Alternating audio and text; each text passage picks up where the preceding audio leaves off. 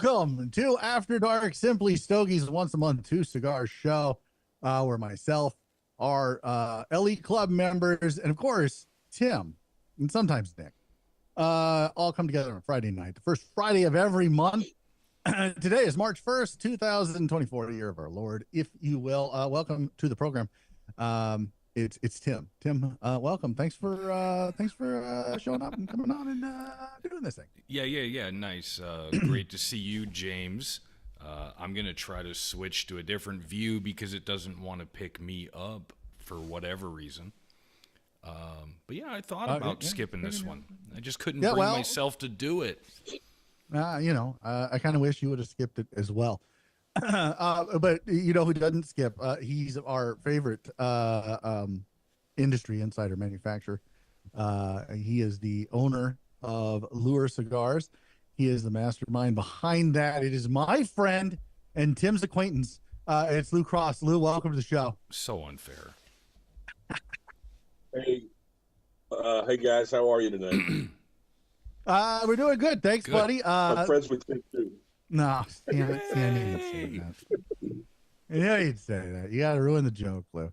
Lou's also one of our supporters. He was a supporter before he was an industry insider, before he was part of the game. He was a supporter of ours, so we're very happy and very thankful to have his insight and his knowledge. You join us almost every time we do one of these, and it's greatly appreciated.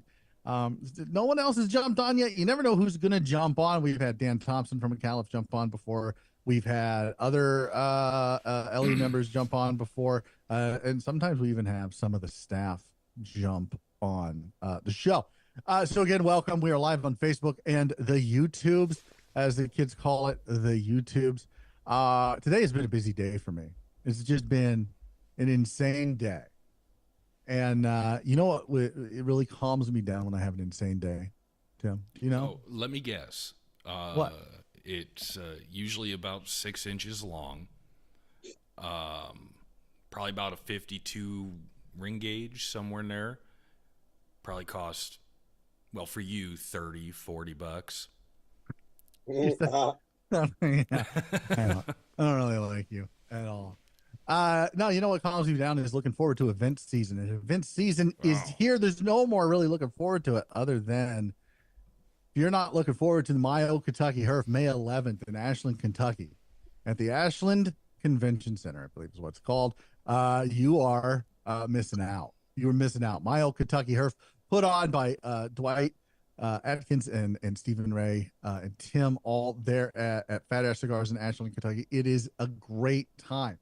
Guess what? Early bird VIP tickets are on sale now for exactly $200. That will go until the end of this month. After March 31st, tickets are $225 for VIP tickets. VIP tickets will sell out. I guarantee they will sell out. So you need to go. You need to call Fat Ash right now, 606-254-0484.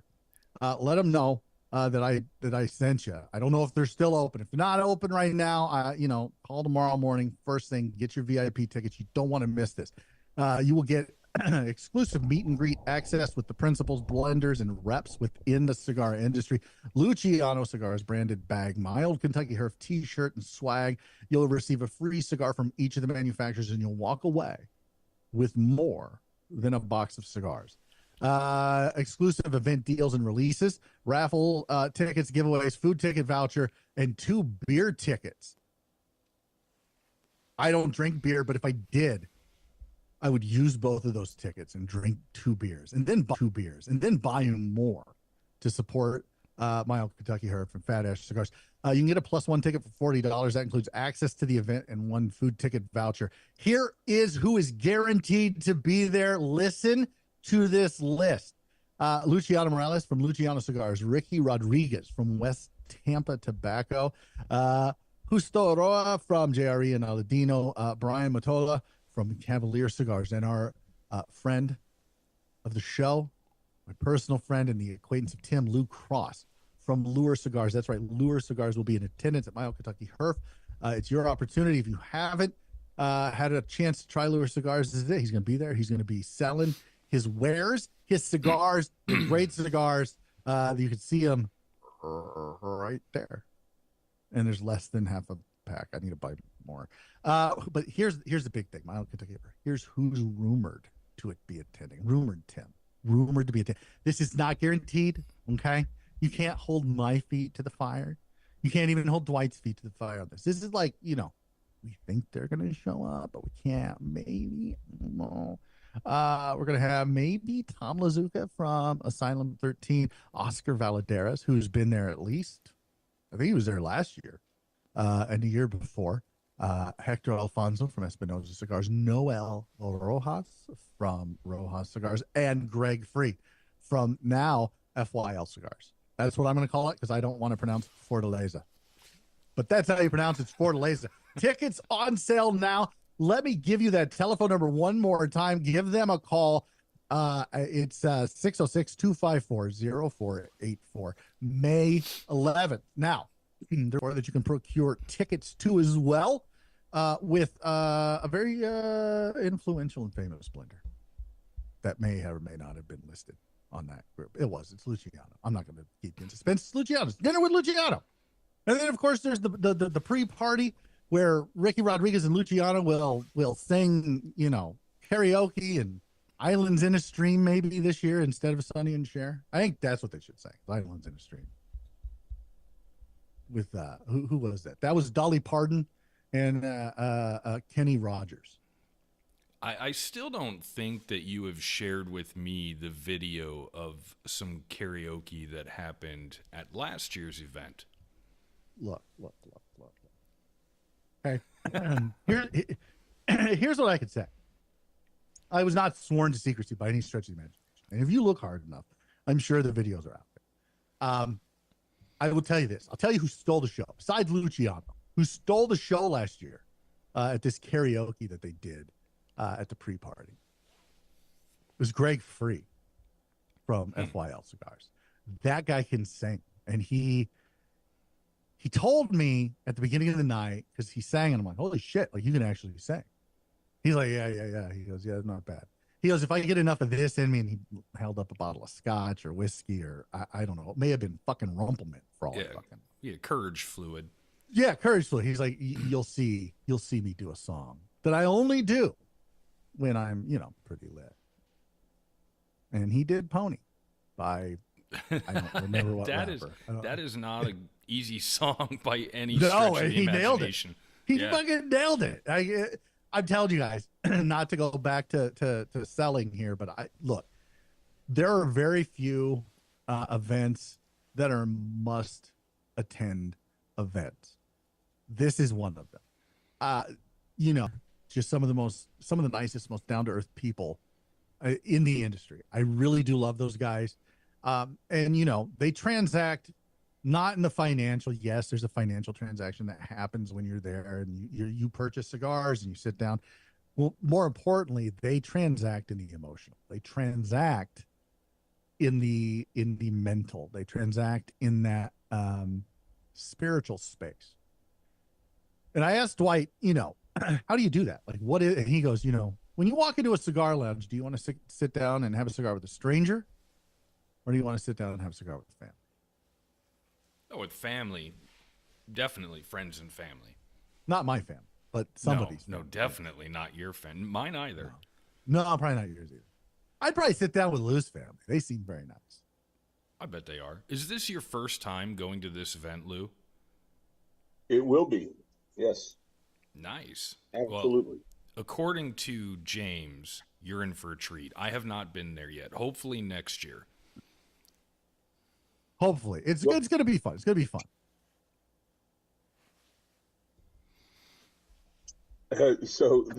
I've got guys messaging me that are watching along at a lounge and also out in the internet. They're asking me if I'm going to get a chance to talk. But again, guys, this is their show. I'm just here as a spectator and enthusiast. No, it's the Lou show. At this point, tonight. They're here for you. Hi, Just Kelly. go ahead Hi, and talk. Steven. How are you guys? Yeah, no, it's not my show anymore. Hey, look, if you're new to Simply Stogies, go check us out, simplystogies.com. You find all the content there while I'm shilling. I might as well shill our own stuff, right? Yeah, you might as well. Sure. Yeah, new episodes. In fact, the new episode just dropped today where we have Cigar Coop, William Cigar Coop Cooper on the show. And myself and Nick talked to him about the PCA Trade Show 24. You know, we had the Clear the Air before that, and then Dr. Lambert before that. Next week, look, we got content coming out almost every week. So check it out, simplystogies.com. Subscribe here on the YouTube. Like us on Facebook. If you like the content, great. If you're just here for Lou, I mean, I get it. He's some mic. No. I was promoting. There's a lot of different places to go out and catch stories about cigars and news about cigars and stuff. But one of the things that you guys do that's different than a lot of other places out there is that you kind of have two different shows besides this After Dark. For those that don't know, you've got a long format interview show where you bring in people from the industry, and it's intelligent conversation about cigars. So if you haven't checked out some of the past episodes that are out there, before I ever knew about Simply Stogies, I kind of stumbled upon it by way of a retailer that had James on, and got to know that this was Simply Stogies, and that was his deal. And I met Tim, and then I went back in time and kind of listened to and watched some of the other episodes that were out there. And you guys have touched all the bases. And then they have the after show, which is the Clear the Air that Tim hosts. And that show is kind of a debrief where you guys kind of take it down, break it down without the person who was recently interviewed. And it's great to see kind of the follow-up questions and the stuff that didn't come out, or the opinions that come out afterwards, and the debrief. And then when you guys started this, After Dark, we got a chance for the people who are subscribing members and supporters of the podcast that they could participate and come in and hop on and ask questions and stuff. So I thought that was just really cool. So you've got kind of three legs of the table that are unique to what's out there. And I appreciate all your support and all the opportunity to learn and the connections that you have. So it's been great. No, I appreciate the kind words, Lou. I certainly do show everyone what exactly not to do. I teach everybody to do the opposite of what I do. However, look, I would be remiss if I didn't say we have a new lifetime member to the LE Club, Brian Bradley. So I'm very honored. We're humbled by your donation. It's not really a donation. You signed up for it. You gave us money to be a lifetime member, and I will never not be in awe of somebody supporting us financially in that way, such as Lou has done, such as Dave Peters has done, and Randy Carmichael, and Shauna Bolin and Brian Bolin from Smoldering Cigar. I'm always in awe of that. So congratulations, Brian, on making poor life decisions and giving me money to support whatever the hell this is. I mean, it is a poor life decision, right, Tim? Like, to give us money? Yeah, probably. Yeah, okay. Yeah, probably is. I don't fucking know. No, but it does help because all the equipment, I mean, one of your audio processors just took a crap not too long ago. And when you have to go out and get another one, that hurts a little bit, makes it a little bit easier with the help of the supporters. It doesn't, 100%. It does hurt. It doesn't hurt me. It hurts my wife. She doesn't like to spend money. She doesn't like me to spend money. But for me, I'm like, oh, cool, new toys. Oh, it's the same toy I had, and maybe this one will last a little bit longer. It is what it is. But yes, you're right. This does help us. I like to be a little flippant about it, but if you want to become an LE Club member, we would certainly appreciate it. There's $10, $20, $30 a month tiers. And then if you want to go, full on commit, like own it, lifetime member, you can do that too. Just go to simplystogies.com in the right, click the join or the LE Club. It says LE join. Club. Yeah, I don't know. I don't fucking. Well, you guys are about to embark on the trade show, and while I can't make it to the trade show this year, in years past when you've gone, you do give us an insider view of what's happening. So it's not just this little, snapshot vignette of each person's booth, but you go and interview people in the context of the retailers that are there. And you have lives that are going on throughout the week when you're there. And so there's a lot of content that for other enthusiasts who are consumers that don't have a an opportunity to go there for whatever reason. It's not designed for consumers. It's designed for manufacturers and retailers to connect. But you bring that to the people who are out there smoking the cigars. So, you know, in certain words that I want to know, and I want to see what's out there in the latest and the greatest, and I want to get beyond the news and beyond the hype. And you're out there doing it. So to support you guys, I know it's expensive to go out to that show.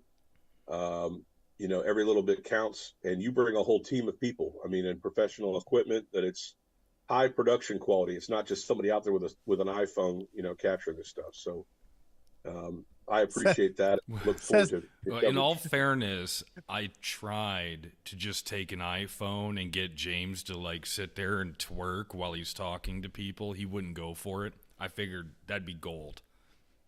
No. And you say that, Lou, as Nick is in Cuba at Festival del Habanos with an iPhone taking video. So high production value.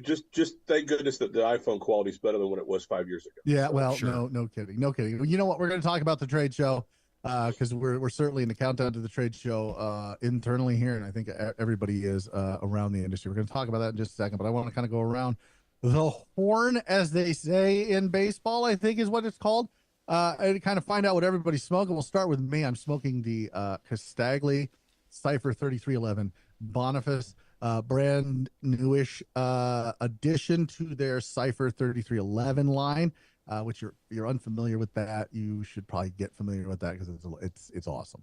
It's awesome. All I'll say is that there's fuck Hitler like around the box in Morse code, and if you're not down with that, I got nothing for you. Tim, what are you smoking? Well, not as an homage to our special guest who is on every single episode, but the newest, latest, and greatest addition to my humidor, the Lure Catch and Release.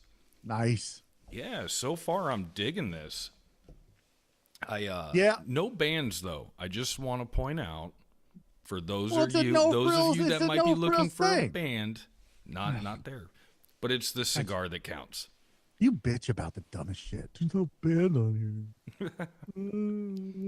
Lil, what are you smoking before I slap Tim about the head for that? I'm smoking the Cigar, which is the Corojo Oscuro Churchill 7x48 in our line. That's a good this stick. Is basically, if you like the Little Tony, it's kind of the longer Little Tony. It's a little bit narrower, but a little bit longer. So 7.25x48, and it's doing just fine tonight. I enjoy the Corojo. I had a little pizza tonight, and this is going very well as kind of a dessert. So. Nice, very nice. That's if you'll remember correctly, last time we had Nimmer Ahmed on from Valakari Cigars during last month After Dark. Nimmer, actually, he said something on Facebook. He said, Tim, always complaining about something. That's you I'm not right. complaining. It's an observation. No, he was complaining. Don't listen to him. He was complaining. So there you go. Around the horn. Look, guys, if you're an LE Club member, you're watching this, you're like, oh, man, I totally forgot to jump on. Jump on. It's all right. It's a live show. Like, shit happens. Jump on. It'll be a lot of fun. And if you're, someone in the industry, someone who's maybe been on the program before, you want to jump on, you are more than welcome to jump on. Just message Tim, and he'll shoot you a link to this Zoom call. Let's talk about the trade show. And it's funny that what you said, Lou, because a lot of this has been on my mind lately. Is what we do at the trade show doesn't really matter, And I'm going to be completely honest, brutally honest. I think tonight, so if you're in and around the industry, you may not actually want to come on this show tonight because I'm going to be brutally honest about some of the things that have been going on, trying to get everything scheduled in and around the trade show. The PCA has historically done a pretty good job in the last, 10 years. And you can go listen to the Coop episode, but Coop's been in and around the industry for 15 years, 16 years. This will be his 14th trade show that he's attended. And so he's seen the good, he's seen the bad, he's seen the ugly, and it's certainly gotten much, much better. Dan Thompson coming in hot on the Facebook. Hello, Dan, we are having a good night. I need to get my hands on that new McAuliffe Blue. I can't wait until that's released at the trade show. I'm really looking forward to it. But the trade show has historically, in the last few years, has done a pretty good job with media as far as making it easy for us to get to the trade show, show up, get tickets, all of that. We paid our dues, $450, just like everybody else. That's what we did. That was the minimum bar of entry, right? It's a low bar, $450. Well, what you have in the last few years, obviously, unless you've been living under a rock, is that the era of the Instagram folks have really, it's really taken hold. And so these influencers, for lack of a better term, and I've never considered myself an influencer. I certainly don't consider Tim an influencer. Tim, you influenced me to do the exact opposite of what you're doing. Yeah, I was going to say, something. Yeah. So, I mean, technically, I guess that's influencing. So you might be an influencer. And in the PCA's haste to kind of get a handle on these influencers and how they're getting in, what badges they're using. They're not, they weren't members. Now they've done away with memberships for media. You don't have to be a member. If you're media, you can just show up. Kelly, Adam Gill says that they're influenced. I don't know how if we're influencing you to not do what we do. They try to get a handle on it, right? And they've taken away the membership, and instead what they said was media gets in for free. That's what they said. What it is not. We don't get in for free. We get 2 tickets for free. Where when we were paying $450, we got 3 tickets for free, and then had to pay for the other 2 tickets. So now, and you could only take 5. Now I don't think there's a restriction on how many people we could take. We could take as many people as we want, but it's $150 per ticket for anything above and beyond the first 2 that they give us for free. It has been a clusterfuck. And I mean that in the most brutal of ways, a clusterfuck to get this done. They fucked up one of our folks who's going with us. They fucked up his, and so they refunded him money, canceled it, redid it, and now say he owes $150. So he's got to pay that $150. Which, spoiler, I pay it, but he pays it on his card because it was just easier that way, because that's the way they have it set up. Well, 2 other of our other folks that are going with us, because we're taking 5, 2 other of the folks that are going, they're like, hey, just you pay it. I'm like, yeah, I could pay it, no big deal. It has never been a big deal in the past. Pay it, it's done. I did that, and it still says it's not paid for theirs, but there's a $300 credit on the account. Yeah, I know that historically it has not been this much of a pain in the rear to get everybody registered, get our emails out, and be prepared for boots on ground. This year, for whatever reason, it just seems like something's broken, something is a mess. And it's really stressing you out. Well, it's making me angry, because I'm not stressed out about it. It's making me angry. Okay. Dan Thompson makes a good point. He says, he doesn't know where I'm going with this, and I'll get there eventually. You know me, Dan. I like to talk, so I meander around it. I'm like a river, a lazy, nonsensical river. He says, that he thinks standards should be created, and qualified media pay a nominal registration fee but get extra access in media facilities. I agree. I 100% agree with that. Unfortunately, we don't get media facilities. Talking with Charlie Minato, it's upwards of $10,000 for media to get access to Wi-Fi while you're on the show floor. And that's ridiculous. It is ridiculous. It's more than ridiculous. It's there are just things that are still not great. Now, Scott Pierce has done a great job moving the ball forward with media. I'm not trying to take anything away from the relationship that media has. All I'm saying is what they have done this year has made it objectively harder. And maybe it's on me. Maybe I'm the idiot. Maybe I can't figure out technology. But maybe not. Little column A, little column B. maybe it's on an antiquated system that they use, and I'm almost sure it's third party, but it should just be like, hey, here's where we go. Like, this is where you go. You pay this money, and you can have X, Y, Z. You have 3 people come. Like, you pay $450, 3 people. You tell us which 3. We vet them, which they're doing this year. The process is broken, Dan. I 100% believe the process is broken. They still look at us. And this is what this is more personal, I guess, than anything. When you look at Half Wheel makes a lot of money.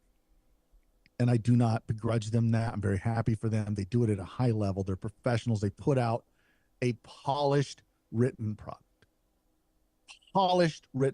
And when they come on shows like ours, they're nothing but professional. They're nothing but nice. They're great guys. Charlie's great. We're going to have Brooks on, if you're not aware. Brooks will be on talking about Festival del Habano in middle of March 15th, right before the trade show. And so we're waiting for him and Nick to get back from Cuba, and that's going to be great. But when you're a trade organization, am I wrong in thinking, Tim and Lou, that media should be an important piece of that? And instead, what they've done is they've brought media inside the PCA with and again, it's great for Antoine Reed from he's got a podcast and a website. Like, good for him getting a position with them, but they're taking away some of the spotlight that us media folks do. Now, look, we don't do press releases because there's no reason to compete with Half Wheel, and there's no reason to compete with Coup. What we do is we do long form interview. We do an after show that's a little bit less infotainment, more entertainment, and we do this show, which is 100% bullshit. It's just yeah. It's literally just us. I don't know. It's like Festivus. We just air our grievances and we bullshit and we talk. And it's what, like, I would say, and again, this isn't, I'm not trying to disparage anybody, but I think this is what other podcasts do all the time. Where we try to bring, with the show, with Simply Stogies Podcast, we try to bring a little bit of, try to shine a spotlight on folks and let our audience know them on a deeper and personal level, even though they may not be able to get to an event that they're at. Like, hey, this is what they're doing. This is what they've got going on. This is why they're doing what they're doing. Like, here's their story. Here are their thoughts and opinions on the industry, that kind of thing. And I think in the last 5 years, we have done a pretty good job of growing that. But regardless, like, am I out of line? Like, Tim, do you think I'm out of line here with my thinking? Well, what do you want me to talk about? Because you kind of went in 5 different directions there. Well, I mean, James Nimmer said that James considers himself media, then he's a fucking penguin. I like that. I like Nimmer. Yeah, I do too. I love Nimmer. Dad says, without a proposal, it's hard to get alignment and advocacy. Here's the thing, Dan, and I don't think I've ever said this publicly. I don't think I've said this privately to a whole lot of folks. The media, in my opinion, with the trade show is still considered somewhat of a pariah. And that's the long and the short of it. And a lot of that is because it's media's fault. And when I say it's media's fault, that everyone knows a story 10 years ago, 12 years ago, whatever it was. Media folks were going around, a couple of bad apples saying, hey, give me freebies, give me freebies, give me freebies, give me freebies. Because that's the only reason we go to the trade show. Yeah, it's for the free cigars. Maybe you. And, and so, and when they weren't getting the freebies from the manufacturers, they were like, well, if you don't give us this cigar, we'll buy it ourselves and we'll take it on the review. I mean, that's terrible. If those people are out of the game, so to speak, they're no longer media folks. Yeah. So 5 Directions a better show. It might be a better show if I'm going 5 different directions. So I don't know, Tim, what are your thoughts on all this? Again, well, remind me. Short memory. The PCA trade show, as far as media, I think they're moving in a good direction. And I think that you're going to have hiccups when you're changing so many different things. So as long as I continue to see that, hey, we hear what you're saying, we understand, we're trying to figure out a way to move forward, to as long as that's happening, okay, I get it. You know, this is the first year that we've had the issues with registration. I'm sure that they know about it, and I'm sure that they're going to do something to try to eliminate that for next year. Until we get there, we don't really know. Fuck your reason and fuck your As far as, does James like to talk about a whole bunch of things and ramble and rant? Yeah, I 100% agree with that. Who said that? They're not wrong, but God damn it, who said it? Yeah. But no, Lou, what are your thoughts? Yes, I like to ramble. I don't. Yes, 100%. Yeah. And I agree. We're not the same media as everybody else. No. We're doing something different, and that's what I like. Well, yeah, but I think Lou and I talked about this a little bit last night. We're this is essentially what we're doing when we go to the trade show. It's a little bit out of our comfort zone, but we try to pull it into our comfort zone, so to speak. It's not long form interview for the most part. There are some manufacturers that give us half hour, 45 minutes, and it's fantastic, and I love them for it, and that we never expect that.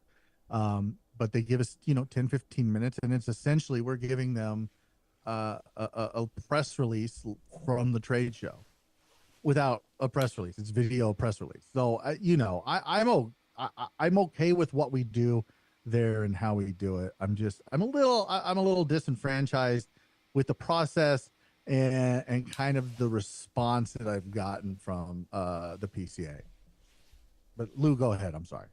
That's okay. I was just going to say, I guess, again, I'm coming from the world of being a cigar enthusiast and a consumer for the last 32 years. So my perspective is I always waited to, bated breath to get all the data dump and all the digest from the show, and whether it was my retailers that I would patronize and then bringing back whatever the latest, the newest, greatest stuff was. Now there's kind of this element of getting information ahead of time. I mean, there's even some pre-show hype about stuff that's going to be launched, and you get the message, and then when you go to the show, you get to see the visuals, and you get to smoke the cigars, and then you're getting direct feedback immediately. It's kind of that live connection to what's going on. As the vehicle to bring the message to us as consumers, even before our retailers could even get home, we were waited to find out what's going on. But what is the purpose of media in the industry, in a sense that you're doing a great job as a collective of people that are in media, not just Simply Stogies or Coop or Smoking Tobacco or Half Wheel, et cetera, and these other places. And there's a lot of other outlets that have their own audiences, and everybody kind of finds the personalities that kind of align with the kind of the storytelling or the message or the snippet of news that happens. And if you're really a nerd like most of us are that are hanging out on this thing, that you are out there kind of collecting data from all kinds of places, and you kind of get James's opinion and Tim's opinion, and you get Coop's opinion, you get Ben's opinion, you get all these other people's opinions, and then you kind of formulate your own and say, well, that's a cigar that I want to go after, or that's a brand that is really releasing some exciting things that I want to go after. But back to the purpose of media, it's to spread the message, and so as long as you're not you're all kind of vying for the same audience though too. And so one of the things that's a little bit confusing, and I don't know who the audience is for the PCA's media outlet. Is it the manufacturers? Is it the retailers? I mean, who are their customers? So, well, I mean, the PCA's customers are the retailers. It's a retail driven entity. Yeah. So that would be who their customer is. And at the same time, it's a weird thing because the manufacturers are kind of their customers, especially at the trade show, but not really the rest of it's just a weird thing that it's hard to wrap my head around, but it's basically for the retailers. And I don't mean to interrupt, but No. Nimmer says regardless of what pass or privileges any show gives you, the cigar brand workers love and appreciate what you do for the industry, regardless of how thankless some of the others are. And then Dan says, we are incredibly grateful. Media amplifies our message to retailers and to consumers, which is what we try to do. We look, and Lou, as a brand owner, as a manufacturer, I think you can understand this probably more acutely than some others can. But when you're a brand, especially a smaller brand, a boutique brand, micro boutique brand, and you're trying to get into a shop, name recognition means a lot. Oh, especially when you can't be there in person, right? You've got a day job, you do other things. Everyone knows. Yep. Like, this is so for you to be able to have that, like Dan says, like amplifying the message. I would think that would be maybe not invaluable, but it would be a great help if shows like mine or Coops or Matthew Tobaccos or whoever is saying, hey man, like this Lure cigar is awesome. Like it's helping getting that word out, even to our measly one or two people that listen. Well, I know that that's not the case. Your audience is much broader than you're giving yourself credit for. But I will say that one of the things that has been just amazing for my brand is accessible, and I had no idea if anybody was going to even know if it existed or even smoke it. And just if I got a few people to pick it up and smoke it and enjoy it and smoke one twice, I would be elated. But what has happened is that by way of social media and by way of media beyond, I mean, I've been very, very humbled by the response by the bigger media outlets that have picked up on my press releases. And I send out the press release with the hopes that the message gets out there, and immediately they have been very engaged with going back and forth and asking about the brand and asking about the cigars and taking the photos and the such and putting it out there. And it has exposed so many more people to the brand.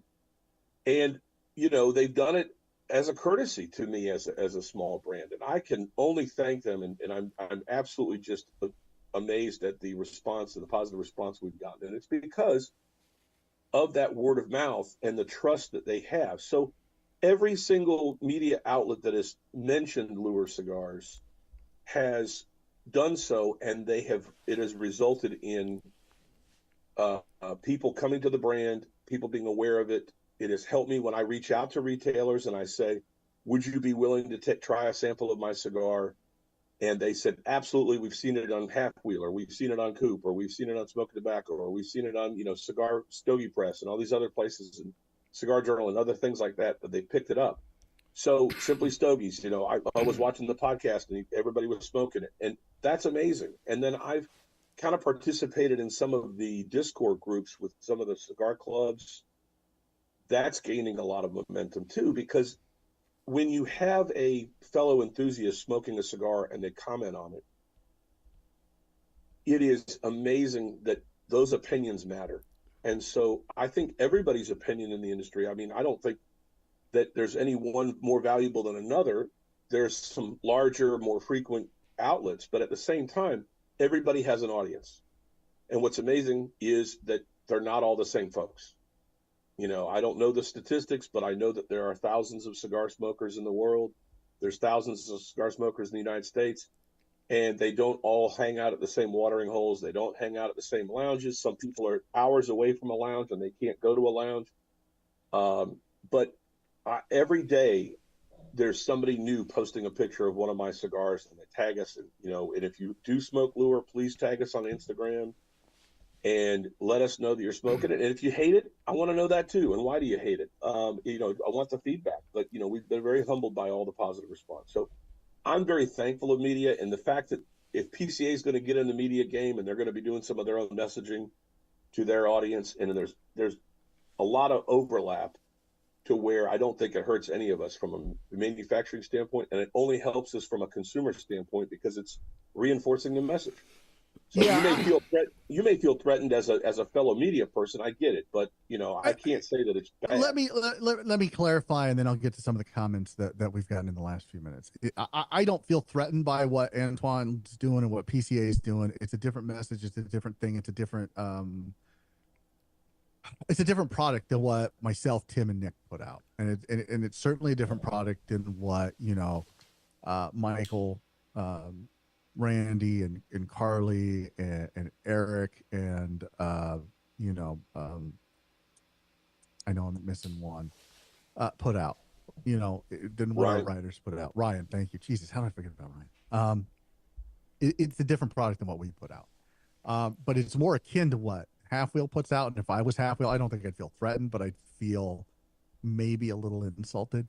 I'm more just upset with the process this year and how kind of the message was put across. We're certainly going. We're not going to not go. We're not going to, but it's just been it's been a painful experience, and I would hope they learn from this and make some changes.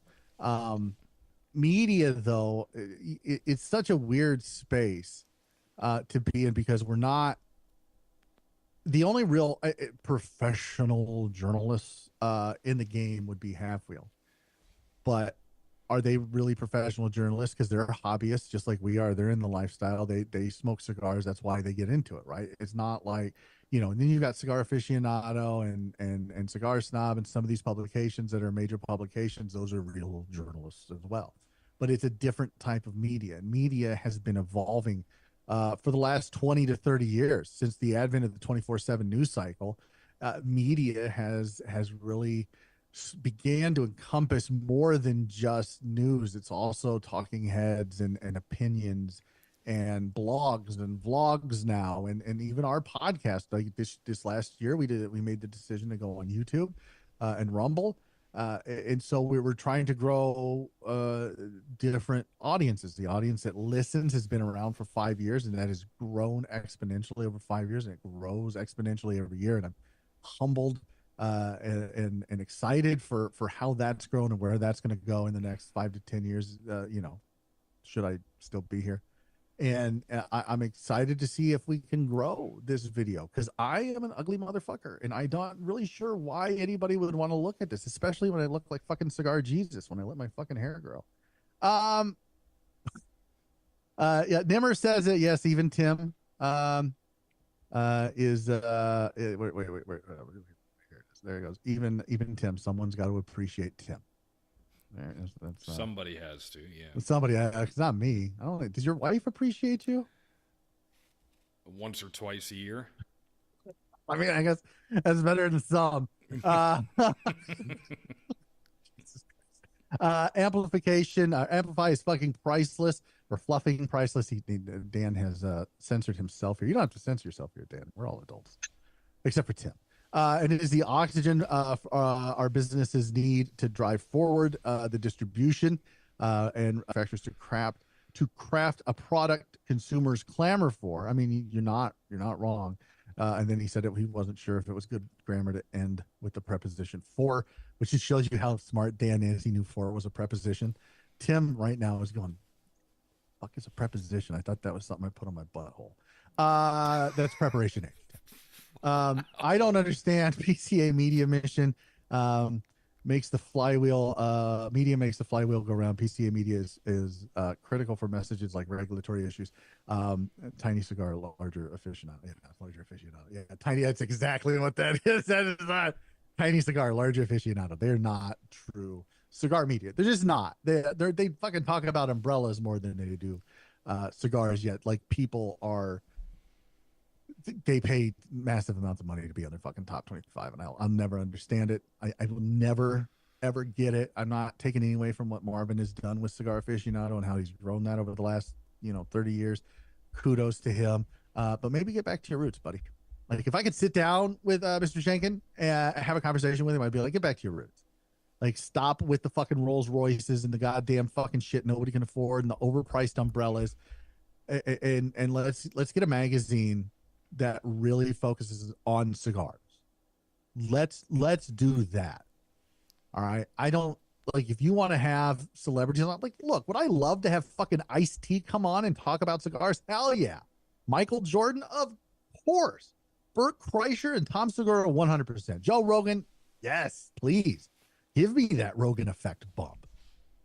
But you know what? If you want to have those types of interviews, I'm okay with it in Cigar Aficionado. What I'm not okay with is, like, it's become a lifestyle magazine outside of the lifestyle and hobby of cigars. It is a pay for play entity that honestly makes me a little ill every time I think about it. Which is why I think Half Wheel is the media outlet for cigars, and probably will be until Charlie and company and Brooks and Patrick decide to be like, fuck it, we're not doing this anymore. Because we could go make more money doing something else. Like, let's start posting about Rolls Royce. And too bad if the Wi-Fi is 10 grand and they can fork that over. Yeah, but I don't think they do that every year, do they? Maybe they do. I wouldn't imagine they do. I wouldn't do it. I wouldn't. I mean, we're that's absolutely ridiculous, and I think it's more ridiculous that the PCA organization makes them pay for that. Wait. Oh, I would sell out, Nimmer. I would sell out for a fucking signed autograph of Jordan's flip flop, 100%. Fucking yes. What? Like, that's not even a question. You're not even questioning my integrity there, Nimmer. I would do that. Yes, please. James, let me ask you a question. Yes, sir.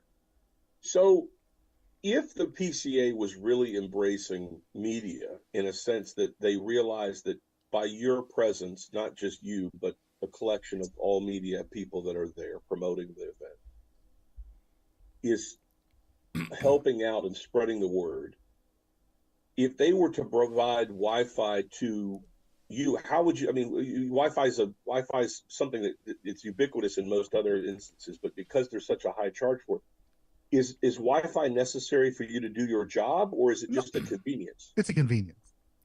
But okay. that said, it would make life infinitely fucking easier. I mean, it just would. We could upload to a server, you know, in Tim's basement. All right. We could upload immediately to the cloud. We could upload immediately to YouTube. Right. We could do lives from the floor and not have to worry about shitty reception. 100%, it would make life infinitely easier. But I don't think Charlie had a lot of nice things to say about the internet at the Venetian, which is where it's been for the last few years, and so maybe it'll be better at the convention center in Vegas. I don't know. I think it would make things easier for a lot of folks. And I understand there's a cost associated with that, but I just, and as Dan points out, Wi-Fi is contracted through facility, and commercial rates are outrageous at conference venues. 100%. I get that too. I mean, I've done media, and I mean, I've done event planning, not media, I've never done, but I've done event planning, and it's always been an issue. But if there was a mission to support media to promote your event and to promote your organization as a in addition to what they're doing, I think that, you at least could open the dialogue with them and encourage them to say, maybe we'll pay our money to come out, and however the tickets are or whatever you end up paying, but maybe you could support us by giving us the ability to use Wi-Fi because it would make our job easier. And if you're a fully credentialed media outlet, this is something you could negotiate, because I think that as the host or as the organization that's running the trade show, they can negotiate that, maybe the rates down. It is contractual with usually a third party. It's not even internal to the convention center or to the hotel or wherever they're at. But everything's negotiable when it comes to that kind of thing, and it's not something where you're making money doing your job, especially. You're 100% right, but it's like Dan says, you should see the cost for an outlet, for an electric outlet. It's crazy. It's crazy. I've done trade shows in Vegas. I've done trade shows in larger markets. I've done even at the smallest venues in rural Midwest hotels, and they're nuts. But from that standpoint, because you're there providing a service that is doing nothing but promoting their organization, it seems that there could be some reciprocal support in such a way that makes your job easier. That's all I'm saying. No, and I would agree. And look, I want to be clear. I mean, this is not sour grapes. I'm very happy with going to the trade show. I'm very happy with Scott Pearson, the inroads that he's made with media over the years, even in the last 5 years since Tim and I and the rest of the gang have been covering the industry. It's gotten much better. And this is honestly, it's a little bit of entertainment, me kind of just having a rant and going off on it at the same time. Like, the process to get in there is kind of hard. And I still do feel like we're the redheaded stepchild to some extent. And again, that's things that was brought on by the media itself, not us, not anyone who's still around, but we're still dealing with that the after effects of that, the fallout of that, some, 10 odd years later. And maybe that's something we'll always have to deal with. But hopefully it will get better, and they'll streamline the process next year. It'll be much easier. I get it. This is the first year they kind of changed things, and we're not true members of the trade organization anymore. And instead, we're just there covering it. And in some ways, I feel like that's how it should be. And if they want to charge, I don't mind paying, $450, $500, $600, for 3, 4, 5 more people to go and be able to bring everybody the best kind of content we can and get to as many booths as we can and kind of highlight what's going on. As expensive as it is for us to go, like the manufacturers, it is much more expensive for the manufacturers to go and kind of do what they do there. And so as a media type, I appreciate what the manufacturers do. It's a time suck. It is a money suck. But honestly, I think it's time well spent. It is, and it's money well spent that they give to the trade show. I think it's important that the PCA is there to fight legislation that the FDA and now that moving into the states want to do. And hopefully that will continue in the future. So I don't mean it to sound like I'm ungrateful or I'm unhappy with what they're doing or what their mission is. I don't even mind what they're doing with their media piece. I really want to see this process streamlined and made easier for guys like me who don't take a lot of sponsorships and don't take a lot of advertisers and really fund this. Not all by ourselves, because that's certainly not the case. We have our supporters, we have our LE Club members, and we're very grateful for you guys. But a lot of this still falls on us throughout the year. But we're able to keep the lights on, and we want to bring you the best kind of content that we can. Let's catch up with some of the comments here. Dan says, I personally think media fees should cover Wi-Fi and space. Our industry would be more exciting with live video streams. Our market of consumers is old and shrinking. There's an angle that not a lot of people think about. But I think it's important that we as cigar smokers kind of understand that we're aging out and we've got to bring new blood into the industry. We have to bring new blood into the hobby and into the lifestyle. And how do we do that? And influencers are a great way to do that. I think as long as influencers go to the trade show the right way and they put out the right kind of content and they're there for the right reasons, I don't have a problem so much with influencers. As long as they're doing it the way the rest of us are doing it and getting in the way the rest of us are doing it. They can have their content and do whatever they want with their content as long as it's respectful, and not just, shilling for, themselves or whatever, still follow the bylaws that are in place at the trade show. But yeah, it is aging out. We have to inject some excitement into this, like as Dan said, to kind of, get new brothers and sisters of Leaf in there. Most trade shows, Nimmer says, don't charge media and other and offer. They do, and they offer special privileges. TPE will fly you out. They'll get you a hotel and they give you free badges if you're media. 10 years ago, our military was not sending men in a dress to do press conferences with Tim on that offline. I didn't know. No Tim comment. Saw that. I don't think you can have a comment, can you? I think if you have a comment, you get in trouble. I don't want a comment. I don't care how free it is. I don't want it. Just yeah.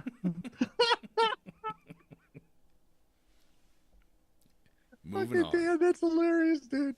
God, I love you, Dan. I love you so much. If you guys missed it, I guess just turn on Fox News or CNN or whichever one you prefer. Fucking have time of it. I saw it today on TikTok. You know, my old ass was on TikTok and I saw it and I'm like, is this AI? Did AI do this? I had to look it up. No, but it ain't AI. Jesus fuck. Where? Oh wow. Where are we going? Does Simply Stogies have a TikTok channel? Yeah, we do. I think it's Simply Stogies Podcast. I don't fucking know. Yeah, we have a TikTok channel. Go check it out, I guess. I don't know. Well, I don't know would who's go on with TikTok Clark. and not. Here's the thing. Like, people are always like, well, TikTok's for kids. And I'm like, well, I'm 48. And I sit on the fucking shitter and watch TikTok. Am I the, like, Tim, you probably can't. I 'cause don't it's have fucking Chinese. TikTok because of the Chinese spy balloons, but I do the Instagram, and that's where I watch it. I'm gonna stick with Instagram, and you can have that TikTok. Well, you agree. guys can hang out with Meta, and yeah, I want America back too, man. Families, military, the American dream. I do. I want that back. It would be nice to have that, Dan.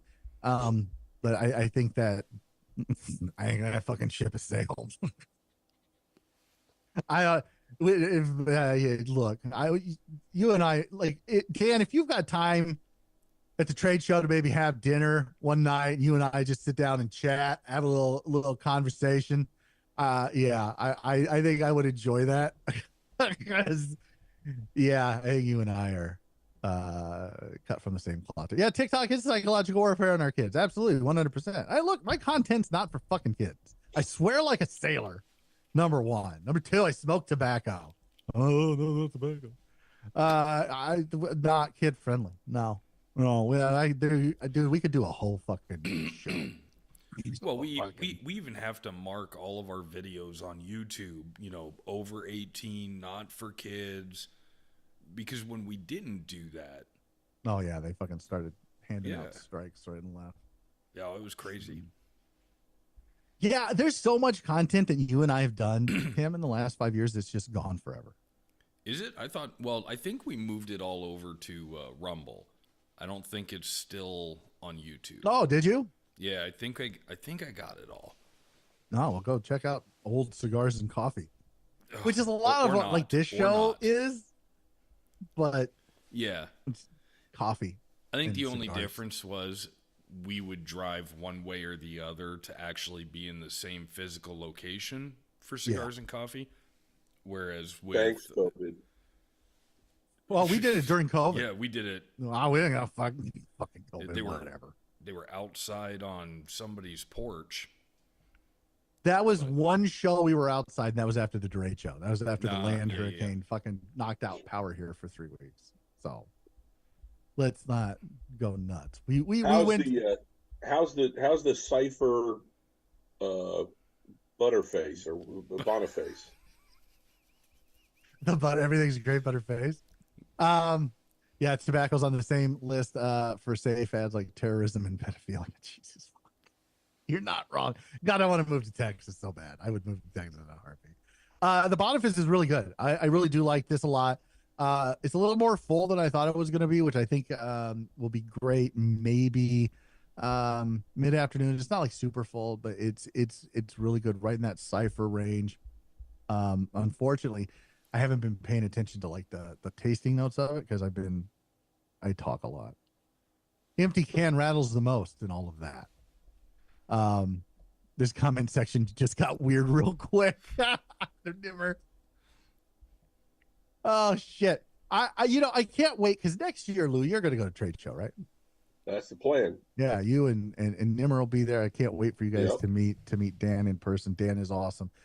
In fact, the whole crew from McAuliffe is great. They're all fantastic, and they're always so gracious with their time and their knowledge. They're just really great people. And great cigars. I want to get down to their open house. I'm one of their McAuliffe ambassadors. I'm not a very. Let's go. You and me. Let's go this year.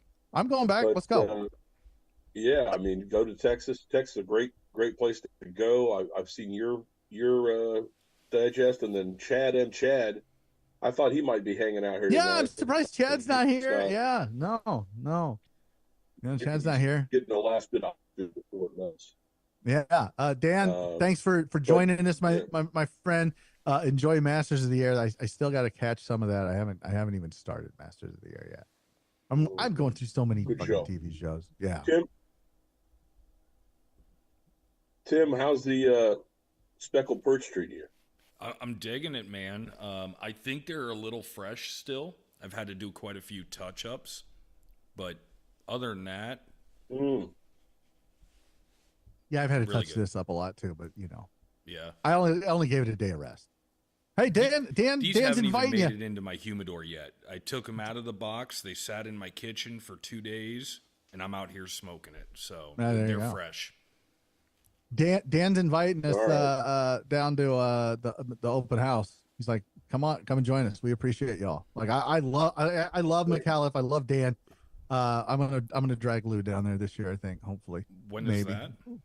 September, I think, is usually when it is.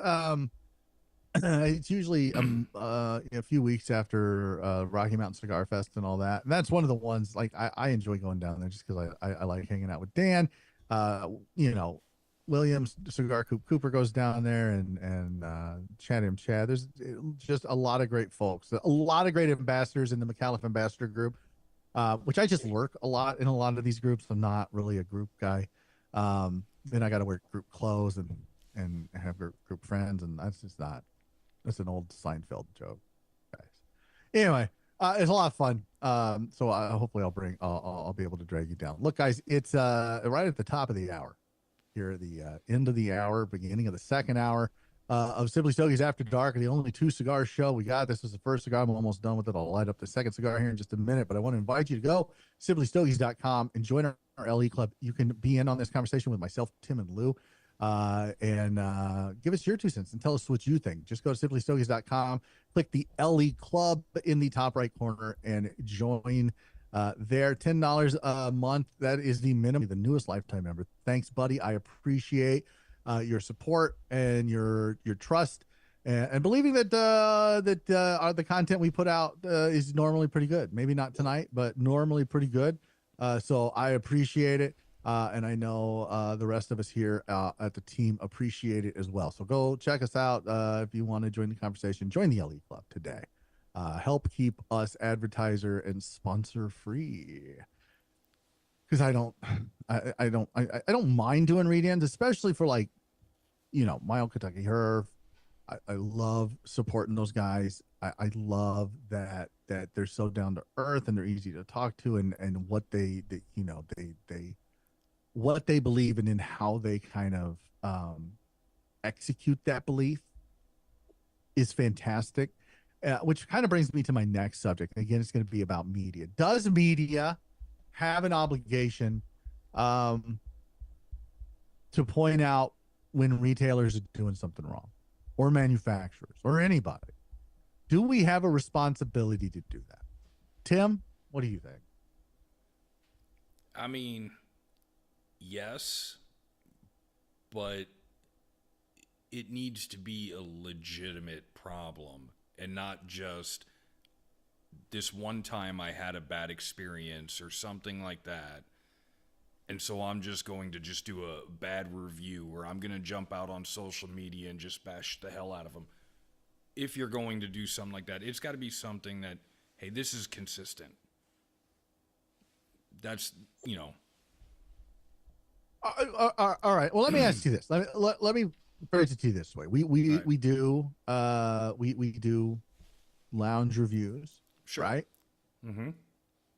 If we go into a lounge to do a lounge review, and it is a dirty lounge, it's not very welcoming. The folks aren't very friendly. There's not a whole lot of knowledge going on. It's just not a good lounge. Okay. And if we were going to score it, it would be a very low score. Right. Should we even do the review on it, or should we just move on to the next lounge and see if it's any better? Maybe do a review somewhere else? Well, that's where I was going with what I said before. A lot of those lounge reviews, at least I shouldn't say a lot of them. I would say most of them. We were only there once. We were driving through. This was a great lounge. We're gonna we're going to do a review. You drive through, it's not a great lounge. You keep moving on. You're going to write a review based on your one bad experience. And that's a fair point. I mean, everybody has a bad day. Sure. You know, Hey, there's always a bad cigar in a box. I mean, bad cigar in a bundle. yeah, It's no, not sure. about it's not about what happens in one moment or smoking one cigar. It has to do with the response and the action that's taken on the other side of being notified or being made aware of the situation. And I think that when your word consistency, Tim, is, you know, I work very hard as a manufacturer to make sure that my brand is consistently delivering the experience that I want my smoker to experience. Right. If I was a lounge owner, I would want that to be the best experience, or at least by whatever design the experience that I want it to be, that they would be able to be consistent in that. When there is an off day or you have a customer service fail, I think anybody would want to have that feedback. And I think as media, if it was something where you reached out to the lounge owner or the manufacturer of the cigar and said, hey, you know, we had this experience and just wanted you to be aware of it. And when the retailer or the manufacturer basically blows you off or doesn't take into consideration your opinion and just says, whatever, man, we do what we do. And that's a time when you could basically, you know, Right. have an opportunity to say something. But I'm a more positive person. And my angle has always been, if you don't like something, if you go to a restaurant and have a bad meal, the best thing you can do is not flame them out on the internet because everybody's got opinions and nobody really cares what my opinion is. The best thing you can do is don't give them business and don't go back. So, you know, if you smoke a cigar that is not to your liking, or if they are not manufactured well, or if they're not kept well, or they're not humidified at a shop or whatever properly, or they're not taken care of, just don't give them your business. You know, I think there's been mistakes. I mean, I've made mistakes, and I can tell you from a consumer standpoint, I bought product, and it's all about how the retailer or the manufacturer responds to that failure or that misstep, whatever it is. And for the most part, they are going to respond in a positive way because it's an opportunity for them to really show the customer service side. And at that point, there you go. Now, there's a Facebook group for Tallahassee that gets a lot of criticism because they have a policy, a strict policy. It's community run in terms of, they've got some administrators, but they're people that can comment on restaurants. It's called Tallahassee Foodies, for example. And I'm friends with the person who started it, and she's got a team of people that manage and moderate the different comments and things. But they have a very strict policy of only publishing positive reviews. There are no negative comments that are allowed. You cannot. If I was to come to Simply Stogies and look for lounge reviews, I would only put a lot of energy and effort into the positive reviews. Like, I really got to go because it's destination for me. I've got to go to Fat Ash in Ashland, Kentucky, because it's one of the best lounges. I've got to go to Smoldering Cigar because it's in the middle of Iowa, 2 hours away from everywhere. It's a geographical oddity, but those people are some of the best people out there. And when you go in there and you talk to Sean and Brian, it's like sitting in their living room and you're like family, and boy, they're fantastic people, both of you. Well, that's the kind of place that I want to go to. I don't want to hear about the bad things because you can find fault with anything. And if you're going to sit there and dwell on it, and if you have a bad retail experience, just go buy your cigars somewhere else. There's thousands of places to go buy your cigars. And I would much rather buy a cigar from somewhere you said go buy it than to go and look for, you know, the negativity in the moment. I'm just a more positive person. Yeah, no, you are. You're definitely more positive than I. And you take the high road, and I appreciate that about you, Lou. I am an asshole. No, I don't ever want to put anybody out of business. That's never. It's never my intention. But you know, as much as you try to push people to a certain way, you know, they're always, oh, you're getting paid to do this. Like, again, we don't have advertisers, we don't have sponsors. I'm not getting paid to push you any different way. And it's my experience on that day. And look, if you great example of this would be Outlaw Cigar in Kansas City in Overland Park. I think it got an 8 point something on the review because the very first interaction that I had with the guy who was working there, it wasn't the best. It wasn't great. Now the lounge itself was phenomenal. It should be on the bucket list of every cigar aficionado and enthusiast in the Midwest and maybe the country, because outside of anywhere in Florida, or Pennsylvania, it's certainly the largest humidor west of the Mississippi. Maybe only, I think there's one in New Mexico that's close, and I don't even know if that shop's still open. It's been a couple of years since I've been there, but that's a great shop too. And you can go check that out on the website. But the experience that I had at Outlaw was not optimal, and maybe he was having a bad day. Maybe it was just Saturday afternoon. He wanted to go home, spend time with the wife and the kid. I don't know, but it wasn't the best experience. It wasn't the best customer service. And as somebody who comes from a very deep retail background, I am all about the customer service. That's what I'm looking for. I want to see what the customer service is like. And there are lounges close to me that don't have the best customer service. It is what it is. They don't have great customer service. And so when I go to a larger town like Kansas City, Overland Park, I expect to walk into this mecca of cigars and have great customer service, and I don't. When I'm let down, that has to be part of the review process. It has to be. Like, this wasn't the best customer service. Your mileage may vary. Certainly not, like, my review's not going to put them out of business because they're so big. I think there's 3 locations now in and around Kansas City, and one of them happens to be a brewery, and I certainly want to get down there and check that one out. Whether I do a review on it or not, who knows? Look, there's a couple of places that I've been to that I have. I just have not done the review on it. They're great places. The Humidor Lyle being one. I think I was there in March of last year, and it was fantastic. And since then, they've redone their humidor, and it's much cleaner, nicer, organized than it was. And I didn't think it was bad when I was there. And they've added a lot of different stuff to their repertoire. They have a Lampert Lounge. They have a Castagli Lounge. Like, this is a place you go when you're in Chicago, is the Humidor Lyle. I just have not gotten around to doing a review on it. Lake Worth Cigars in Lake Worth, or is it Fort Worth? I think it's Lake Worth, out in Texas, right next to Fort Worth. Fantastic place. I mean, it's small, but the humidor is amazing, and their people are amazing, and they know their shit. The customer service was second to none. Like, that's a place you should go when you're in and around the Dallas Fort Worth area. You make the trip out to the fucking Lake Worth Cigars because it's that good. I just haven't gotten around to getting the review done yet. We have been very busy here at Simply Stogies, and it just seems to never fucking end. Never end. Well, I mean,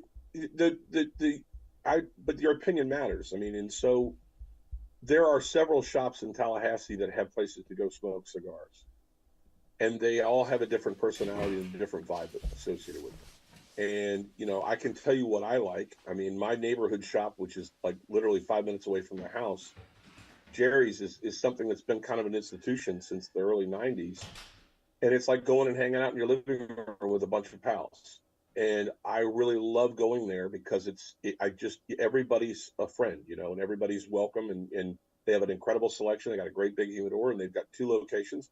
I spend my time at the one closest to my house, but they're my friends. And when travel and we sit back and talk, I listen to them and talk about the different experiences they have. There's a lot of guys that travel for work and pleasure also. And they come back and they say, look, you got to go to this lounge when you're over there.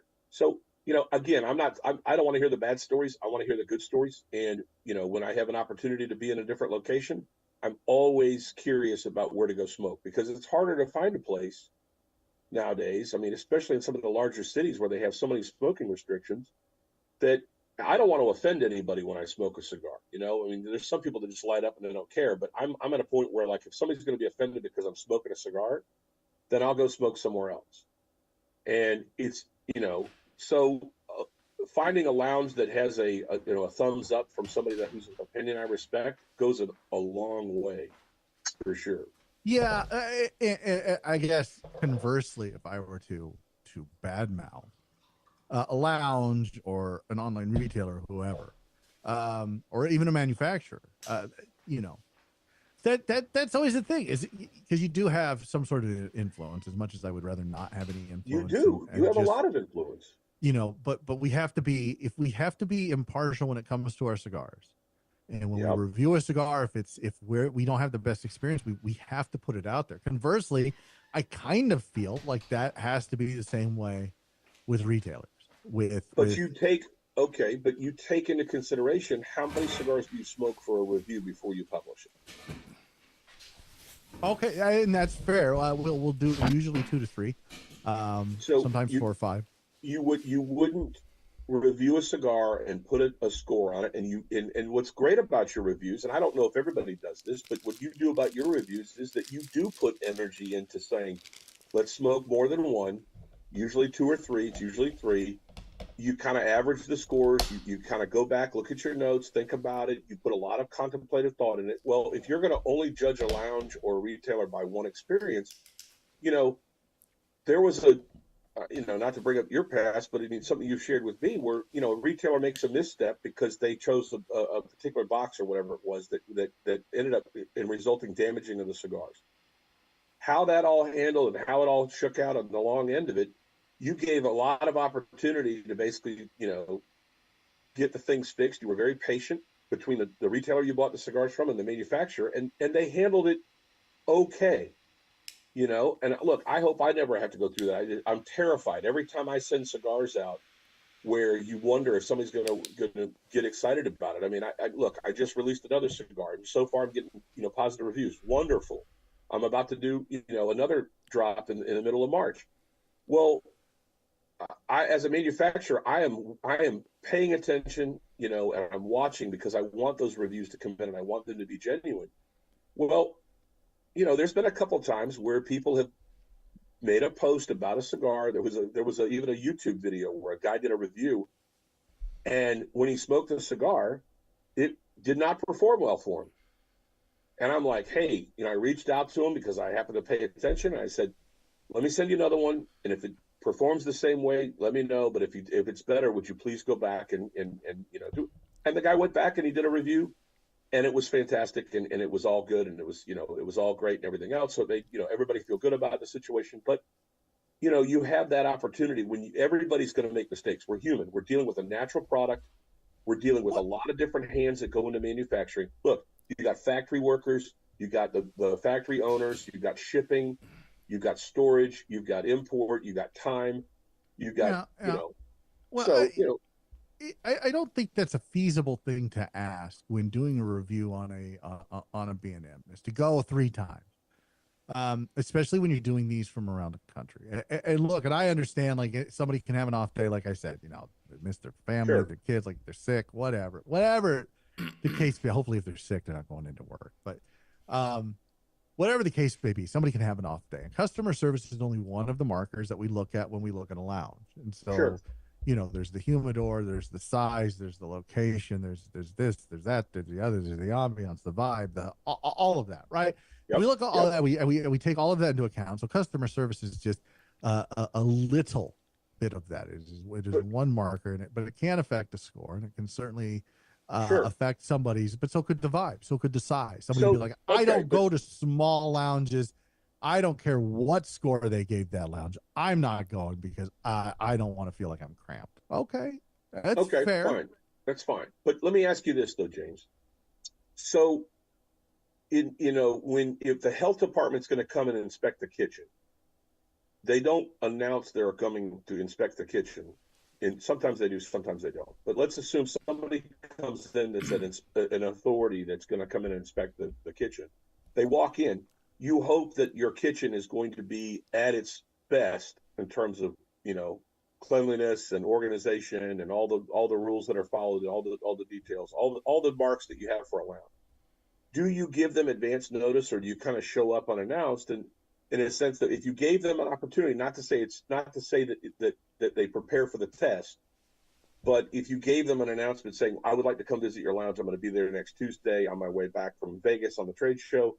And if their behavior is different, well, at least they're given an opportunity to show their best the moment. Yeah. Yeah, you're not wrong. But the part of what we do here is we don't want to have a different experience than the consumer would have. I don't ever want to use my position in media to affect a score positively or negatively. That's not what I want to do. I want to be able to walk into a lounge and hopefully nobody knows who I am. Buy a cigar. When I say hopefully, like 9.9 times out of 10, they have no fucking clue who that I am, which is great. I walk in and I buy a cigar or two. I sit down, I smoke, I kind of observe the place, see what's going on. If someone's having a conversation with me, all the better. And I get to know a little bit about the lounge and whatnot. And then I like, oh, hey, so by the way, this is who I am. Here's my card. This is what I do. Like, go check my website out. I'd love to do a review on the lounge. And I never do that. Like, spoiler, if I'm in your lounge and I don't ask to do a lounge review, I think it's a shit lounge. Like, that's the long and the short of it. If you ever see me and I don't tell you who I am and ask to do a lounge review, it's because I would tank you because I don't think it's a good lounge. And I don't want to do that, but I almost feel like I kind of have to. When you brought up, I don't want to mention the manufacturer because we squashed that beef. But there was a manufacturer that put out an LE, and that LE did not perform well. And the way they shipped it was not optimal. And I was a little passive aggressive online. A little mea culpa on my part for sure. I kind of fucked up and was passive aggressive in some of my posts, which, upon retrospection and some deep reflection on my part, I probably won't ever do that again. I'll just leave it alone. But the retailer that I was dealing with was doing their best, which wasn't great, to be 100% honest. It wasn't great how they handled it. And it was less than great than how the manufacturer handled it. And at the end of the day, I got the cigars. I didn't get a box because of the retailer. And the cigars were still fucked up. And they still weren't great. And at the end, I had a bad taste in my mouth from all of it. And I did a review on it. I was very honest. I didn't pull punches, but I wasn't punching down either. It wasn't like I was just sandbagging it just to be a dick. It was like, this is my experience. We always approach everything we do as if we're consumers, because at the end of the day, we are. As much as I want to be a media type, until I start pulling in half-wheel fucking money from cigar manufacturers, we will never be considered cigar media. We'll be those damn bloggers, and that's fine. But we want to give everybody that consumer experience. So everything is written from that perspective, and everything that we report on is from that perspective. And even the interviews that I do is from that perspective, as a consumer first and a media guy second. Certainly there are some conversations that I have with manufacturers that are media centric, that are a little probing, that do ask questions and try to get them to give me their insight on whatever may be going on in the industry or in their little sector of what they're doing.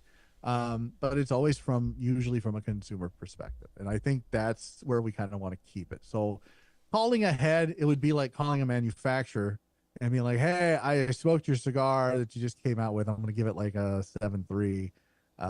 Do you want me to post it? Do you not want me to print it? Like, what do you want me to do? I'll never do that. We just had a review out a few weeks ago, last month, January, I think, where, the review for a cigar wasn't that great. And I'm like, is this really what you think? Like, I had a conversation with the reviewer. I'm like, is this really what you think? He's like, absolutely. And here's why.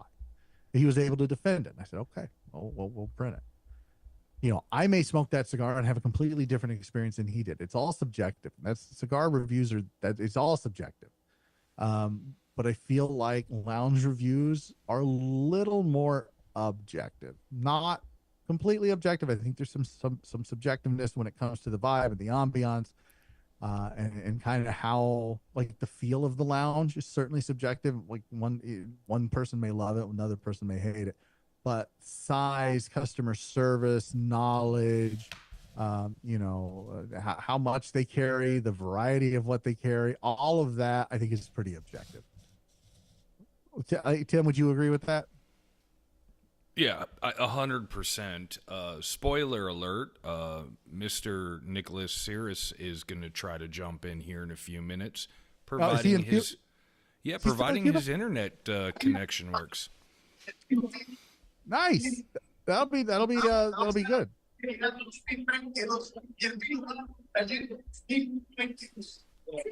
Wait, is he joined now? I don't know. Yeah, he is. He is. Nick, what's going on? Can you hear me?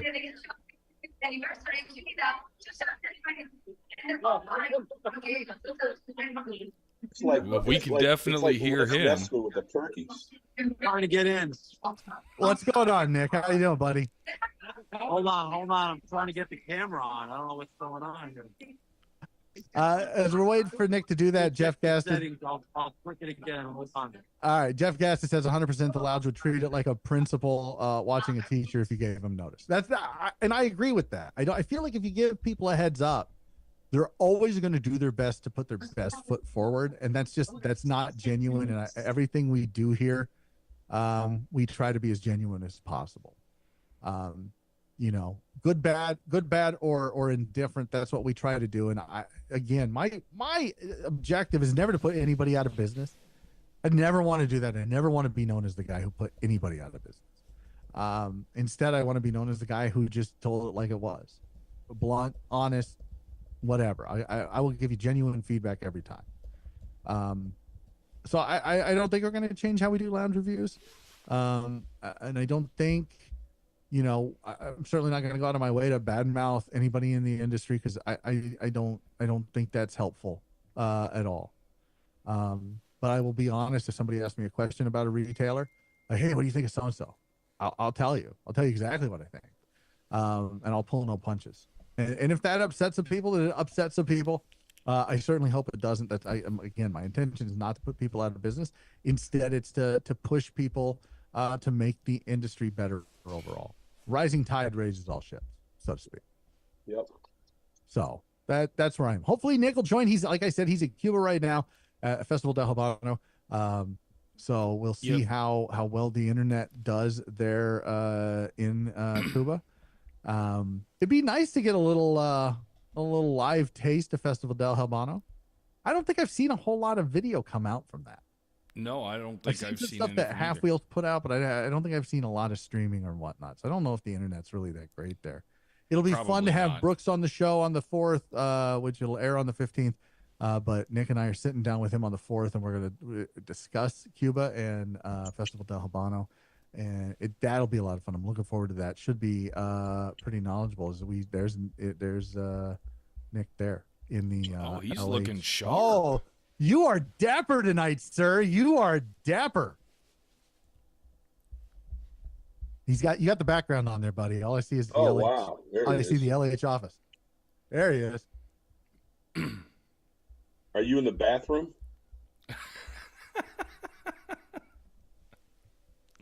He's in the stall in his tux. He's in the stall in his tux. You looking good, Nick. You're muted, but I think he's muted. Is he muted, Tim? Put the seat down before you sit. No, I'm trying to figure out. He jumped back out. He's probably going to come back in. He looks good though in a tux, doesn't he? Nick cleans up nice. I think he needs to wear a tux every show. Yeah. Yeah. We need class up the joint. Does it smell like ketchup and onions? Suddenly, it's not as funny. He needs to get a tux that's got the Simply Stogies embroidery. Yeah. Oh, there you go. Yeah, I bet you if you buy it, he'll wear it. I'll have it embroidered. I'm not buying him a fucking monkey suit. Hell no. Absolutely not. Well, hopefully he jumps back on. Mm-hmm. I'd be interested to know what's going on tonight. Obviously, there's some kind of gala. I wonder if tonight is when they're auctioning off those humidors, which if you guys haven't seen those humidors, holy shit, go to halfwheel.com. Look at some of those humidors they're auctioning off.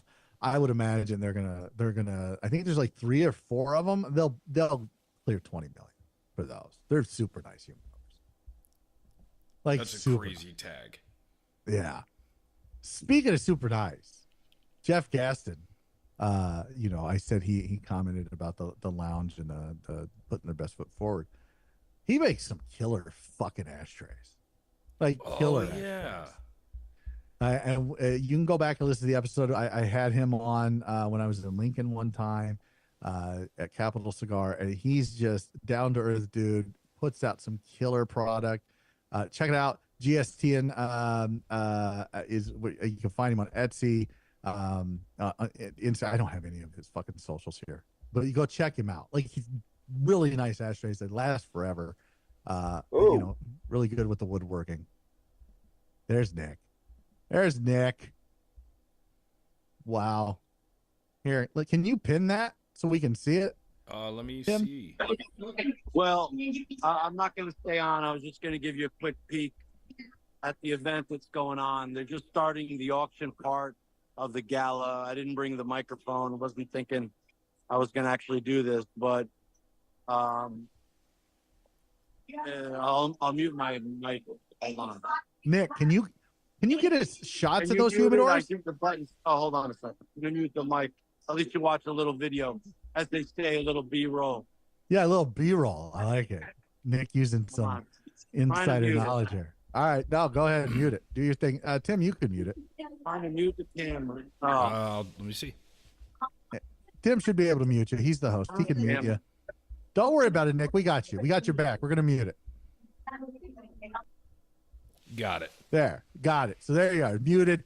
This is at the gala for the Festival del Habano. They're going to be auctioning off some of these humidors. I wish Nick could get like some footage of those humidors. Super nice humidors. But you could see that they put on a hell of a show in Cuba. Hell of a show. There's Nick there. I love it. Nick, you clean up nice, buddy. You clean up real nice. I love it. Yeah, we muted you, so we can't hear you. You look good though. Kind of a Nicolas Cage thing on the He does, ponytail, right? like, Yeah, it looks like he's a fucking A-lister Yeah. somewhere. Yeah. Put a pin that again, Tim. Pin It that is so the still folks can pinned. see it. Yeah. Is it still pinned on? Yeah, that looks fantastic. I mean, I wish I could go to an event like this. It's not cheap to go. I think it's probably all together close to $5,000 if you want to go to all of the events and all of the galas and all of the things that they have. I don't know how many cigars you get. It'll be interesting. Now, if you remember from last year, when Nick got back from Festival del Habano last year, he said it was like a free-for-all. People would they'd come out with these like servers, like under a cloche, right? And all these cigars would be under a cloche with these servers, and people would just grab handfuls. He's like, it never used to be like that. He goes, the only people that would do that would be Americans. And now everyone's doing it because Cuban cigars are so hard to get. So you pay all this money to go here and you feel like you're entitled to all these cigars. He was like, it was crazy. So we'll see if that happened again this year. I'm looking forward, like I said, to talking to him and Brooks and having that air on the 15th. But as you can see, this is not like a not well-attended event. Which again, look, guys, I hate talking about the politics of all this, but I'm not sure the sanctions are doing any good on Cuba, the U.S. sanctions. I really don't. And it's probably not a popular opinion because the non-Cuban cigar makers, the manufacturers, which Lou might brain me after this, they're enjoying not having to compete against Cuban cigars. It's one less cigar that they have to kind of compete against, which Lou dropped. So maybe he was like, fuck it, I don't want to talk about this. But Tim, like, what do you think? Are the sanctions doing any good or not? I honestly don't know. How many times have we had conversations about Cuban cigars and the sanctions and everything like that? And I don't know anything about it, so I really don't know if they're good or not. No, I don't either. And I'm very thankful to Nick was able to give us a little sneak peek as Lou Cross is joining again. Yeah, I don't think that the sanctions are doing any good. It's hurting the Cuban people, which is, not what the sanctions I think are intended to do. It's intended to hurt the government. The government just passes on that pain to their people, and their people are truly suffering. Right. The pandemic did them no favors. I don't know, Lou. You live down there, closer to Cuba than I am. Do you have any kind of anything to say about Cuba or Cuban cigars, or do you just want to kind of stay out of the fray? I think he's still trying to reconnect. It might be. I don't know. Fucking Zoom is hard sometimes. Sometimes. Well, it's really weird because it allows me to mute people, but I can't unmute them. I have to ask them to unmute. Yeah. I wish it would give us a little more control, but regardless, stay tuned for that. I think that'll be a lot of fun. Tim, what's the second cigar you're smoking for this? We got about 20 minutes left or so. What are you smoking? What's your second cigar? I ran down to the humidor real quick and I tried to grab something really fast. Picked a White Panda. I wonder if this is the second one or if this is the first one. Wasn't that our runner-up cigar of the year? The White Panda? I think so. It was high up there, yeah. I think it was the runner-up. Only runner-up to the Senator from Foundation. Yeah. Yeah, because my first one that I got my hands on, I gave to you. And I don't know why, because you're such an ass to me. But I did it because I'm caring. Because you were like, you're a nice guy. You and Nick got to go over there and you got to do this interview. And you're a very nice guy, and I'm an asshole. If you can, get me one. And you did. And instead, you got one for yourself, and then you felt bad. Right. Because I'm like, well, I mean, what upset me the most, not upset me, but I gave you that cigar, and I did not bring adequate cigars for me to smoke during the event. So I'm struggling to find a cigar to smoke, and here I am just giving the very small amount to you. Because I'm smoking the Nikos, which was what I smoked a majority of while we were there, because I bought a bundle or two from Nick before we went, and he's like, I'll just bring them to the trade show. I'm like, yeah, that's great. So yeah, like that's what I smoked a lot of was the Nikos, which is a great cigar. Yeah. It's still probably the cigar I smoked the most last year. I think I smoked 3 bundles last year. I'm going through a 4th right now. And it's fantastic. I've gone through like 2 or 3 lure as what Lou's not on, so I can. He's trying to get back on. I'll tell you what. Yeah, the lure is probably going to end up being my most smoked cigar of 2024. Yeah. I it's quickly getting up there for me. I see Lou has moved to his phone from the laptop. Lou, welcome back to the program After Dark. Yeah, I don't know what happened. Some kind of Windows update knocked me out of the Zoom. No, you're good. So I got Microsoft. Microsoft. I got two questions for you, Lou. The first is what's the second cigar you're smoking tonight?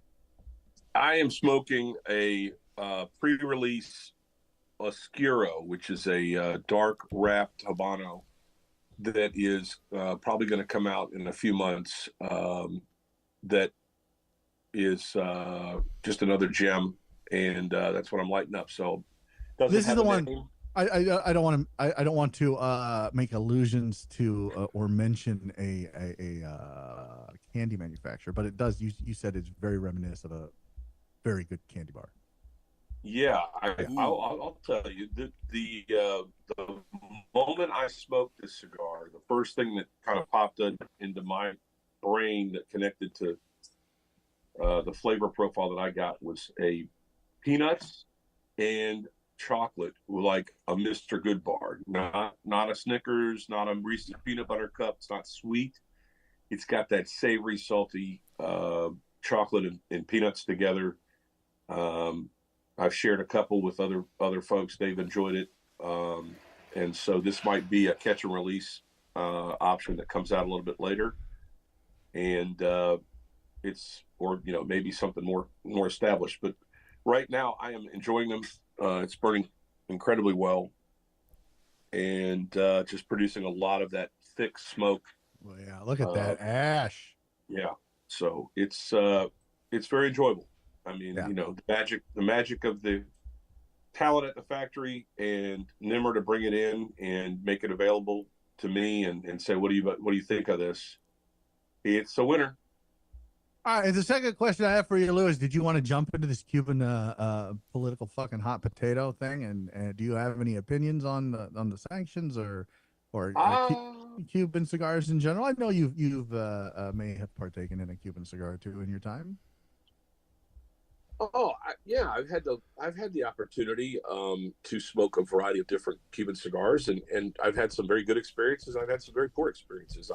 We all have our criticisms and critiques of quality control and other things, and now we can all argue over the fact of are they worth it from a cost standpoint. But there is so much heritage and there's so much there as a reference point that I don't think that the cigars of the United States or elsewhere would be as good as they are if there wasn't a reference point to Cuba. So, I don't think that my personal opinion is that Cuban cigars, even the best ones I've ever smoked, are any better or worse than what you can get from other places that are manufactured other places. In fact, I mean, I'm a big Nicaraguan fan.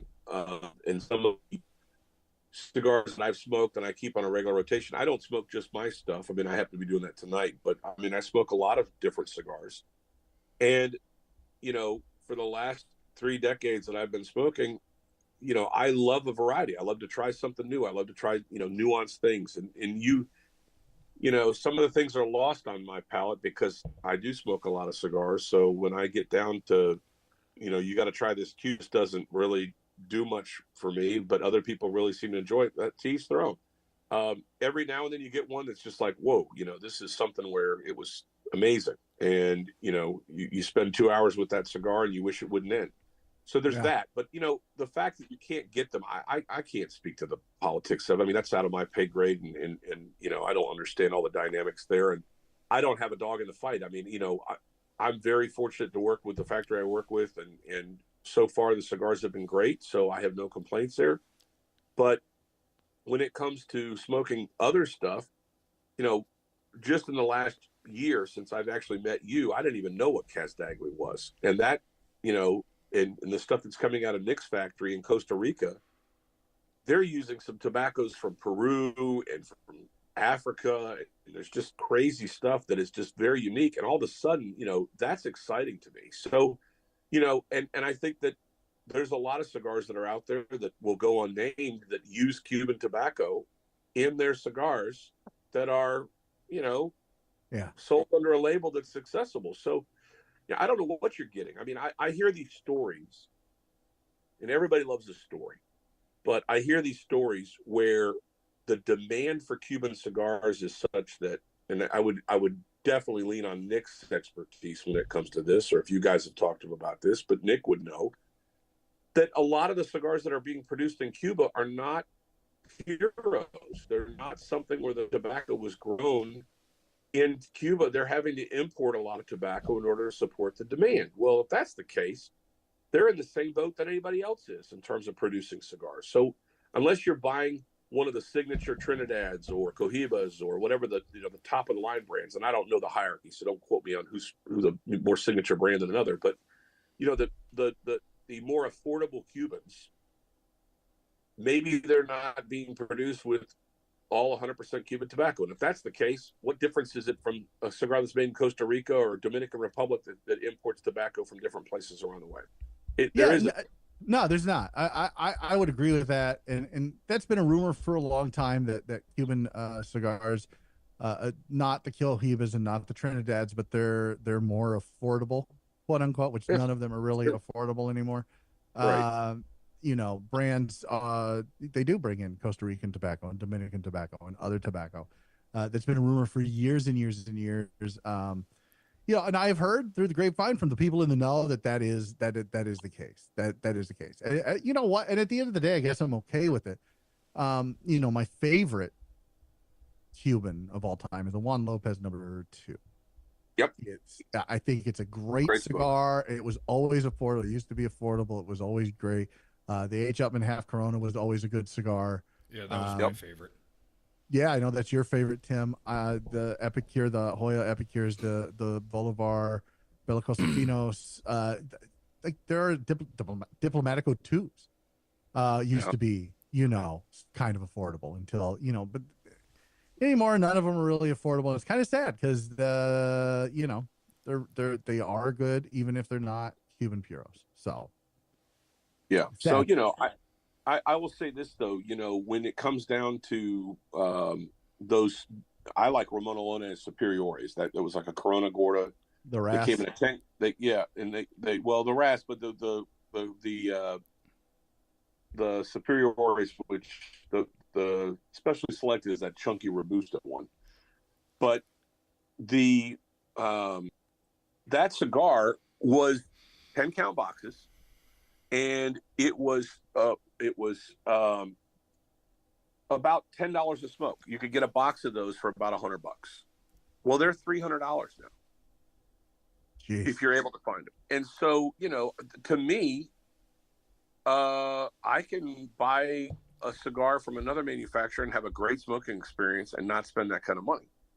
Yeah. And so I don't hunt them. I mean, there are people that smoke exclusively Cuban cigars, and if you can afford, you have a source for it, then you know what, more power to you. Smoke what you like.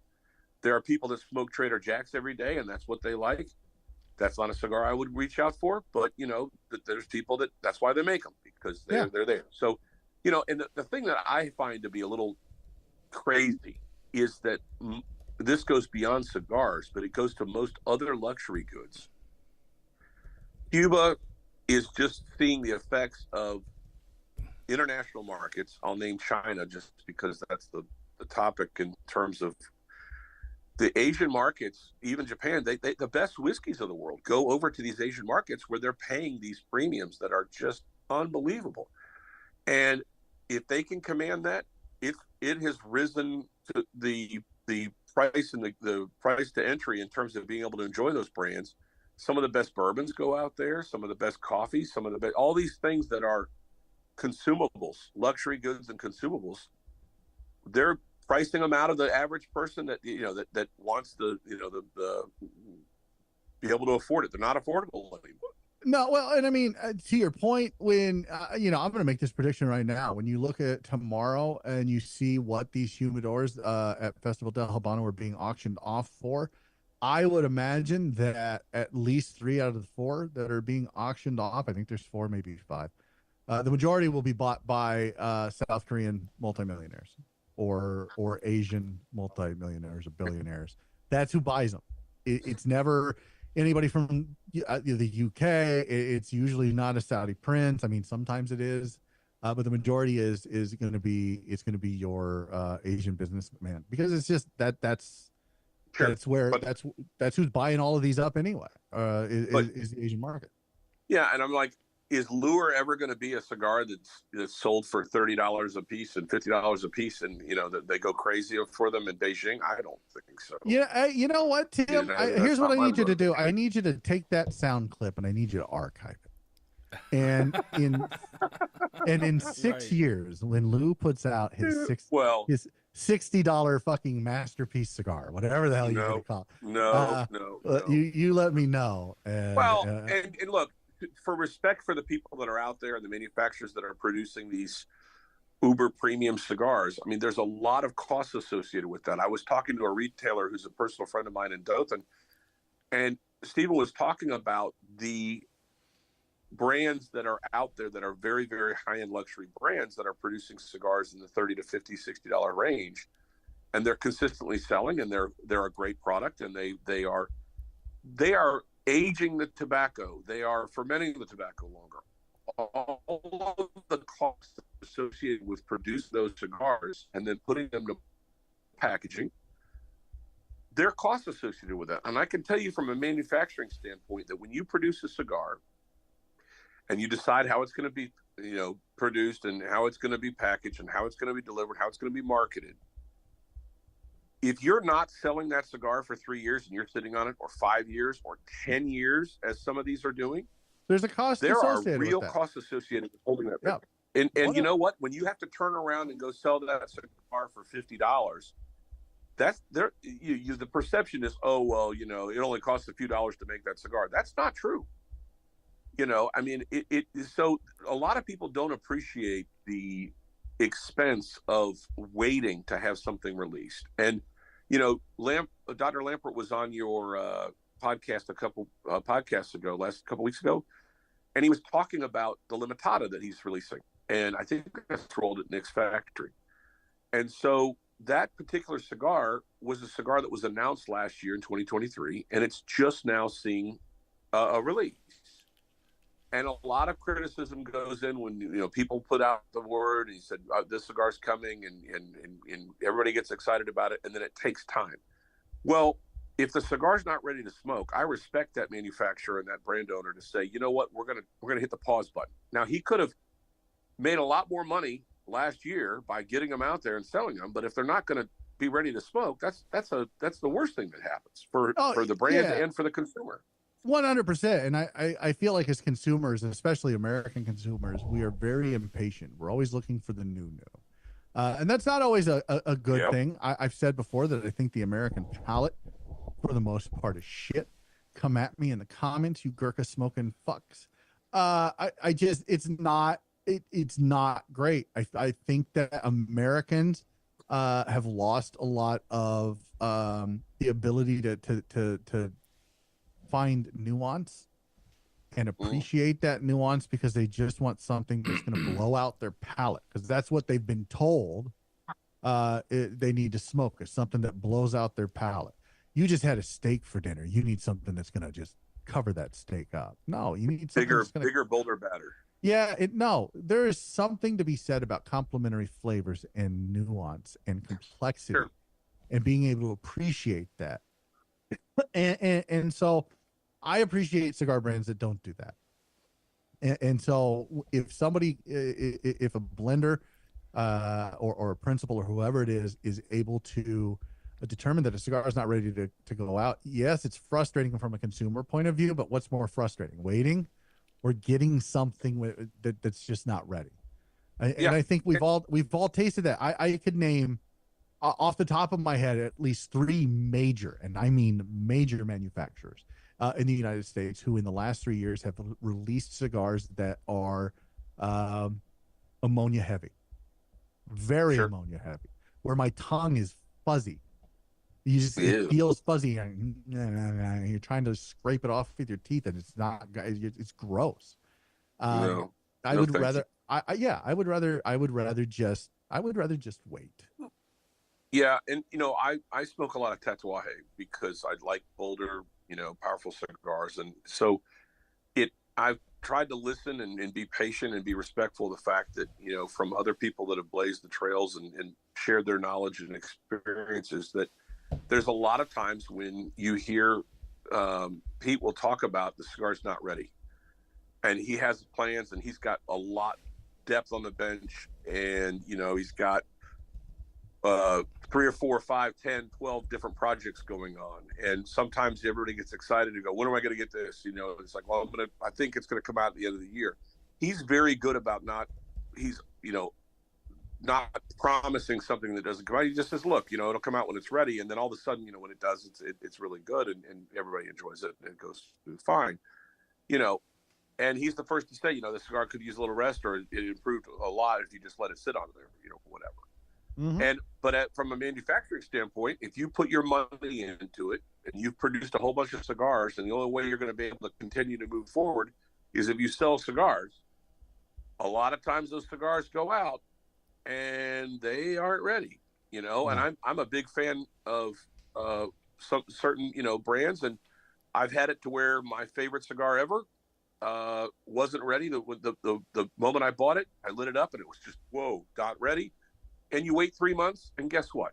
Everything's fine. So you know, you got to be patient when it comes to stuff like this. I have the same thing that, you know, if you have a whiskey that, you know, has more barrel, you know, contact for a longer period of time, it's going to be smoother. And, if you cut it down, maybe you don't want it barrel strength. There's a lot of things you can do to improve the experience. And if you can just be a little patient, maybe then, don't rush things. Yeah. Patience. What was that old Yep. Heinz commercial? The best things come to those who wait. Is that what it was back in the 90s? That was it. Yeah. Yeah. Like it was a ketchup commercial, for Christ's sake. So I mean, it wasn't great fucking poupon. It was ketchup. No. So, Sure. we're talking about a product that is expensive, even at its lowest form. Like we literally light money on fire. So Yeah. just well, take sure. don't be in such a rush to do that, guys. No, Don't- and that's just an adage for the whole experience. It's like, there's some people that'll smoke 3 cigars in the same period of time that somebody else smokes, 1 cigar, and it's half the size of all 3 cigars, put together, So, it's like, and, if you smoke fast and that's how you like them, that's great. But, imagine if you just relax. Yeah, exactly. We're quickly coming up at the end of the second hour. I want to thank everybody who joined us, everybody who came through in the comments, Dan Thompson, Jeff Gaston, Nimmer Ahmed from Valakari, just some great folks all the way around. Thank you so much, everybody, for watching and participating. Again, I want to thank our newest a lifetime member of the LE Club, Brian Bradley. I appreciate that. We're going to talk real quick. I want to remind you guys about Mild Kentucky Herf in just a second, but there's a newest member of the Simply Stogies family that just joined us today. Here is, I don't know. Oh, wow. I'm waiting to see, because I'm watching this on Facebook, so it's a little behind. That looks like an AI puppy. I am totally butchering Nimmer's last name. I apologize, Nimmer. I am just a basic Ahmad. I'm a basic fucking white guy. This is Sir Winston, the newest addition to my family. We just picked him up today. He is a little ball of fluff, and so he's my new smoking buddy. And I'm Congratulations. sure once we're out of here and we're clear, he'll come down here and he'll join me and he'll whine and probably bark a little bit. But that's all right, because you know what? It's all part of the experience. Again, guys, look, event season is here. Mild Kentucky Herf is the event to go to. Ashland, Kentucky. You got to check it out. It's $200 right now. VIP early bird tickets through March at the when April 1st rolls around. They jump up to $225. Get your tickets now. VIP will sell out. General admission is going to be a little less expensive than that. Here's who's going to attend. We've got Luciano Morales from Luciano Cigars, Ricky Rodriguez from West Tampa, Justo Aroa from JRE and Aladino, Brian Matolo from Cavalier, and of course our very own Luke Cross. And then who's rumored to attend?